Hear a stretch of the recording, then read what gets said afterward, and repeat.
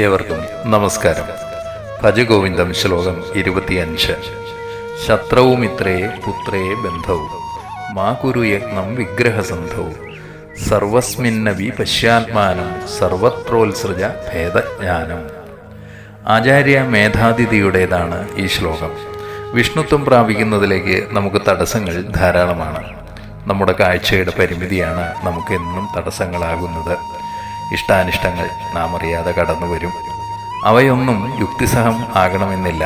ചില സാഹചര്യങ്ങൾ, ചില നേരങ്ങൾ, നമുക്കുള്ളിൽ തന്നെ സുഷുപ്തമായി കിടക്കുന്ന ചില ഇച്ഛകൾ, പ്രാതികൂല്യങ്ങൾ എല്ലാം നമ്മുടെ ഇഷ്ടാനിഷ്ടങ്ങളെ സ്വാധീനിക്കും.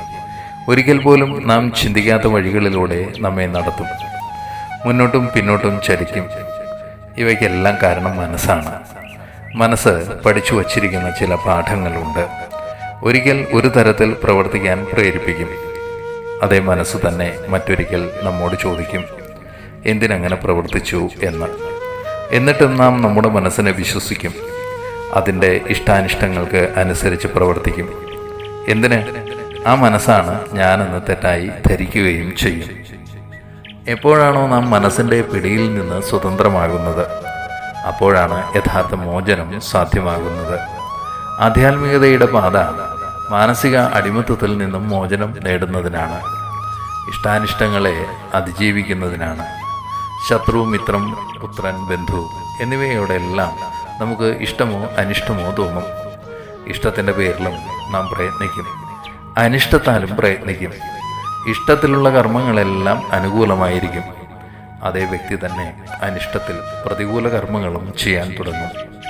ഇങ്ങനെ കർമ്മങ്ങളുടെ വലിയൊരു പരമ്പരയാകുന്നു ജീവിതം. ഇതിൽ നിന്നെല്ലാം വിടുതി നേടലാണ് സാക്ഷാത്കാരത്തിൻ്റെ വഴി. ആരോടും ഇഷ്ടത്തിനായി യത്നിക്കേണ്ട, ആരോടും കലഹത്തിനും ഇറങ്ങി പുറപ്പെടേണ്ട. ഇഷ്ടവും കലഹവും ആത്മാവിൻ്റെ പ്രകൃതമല്ല.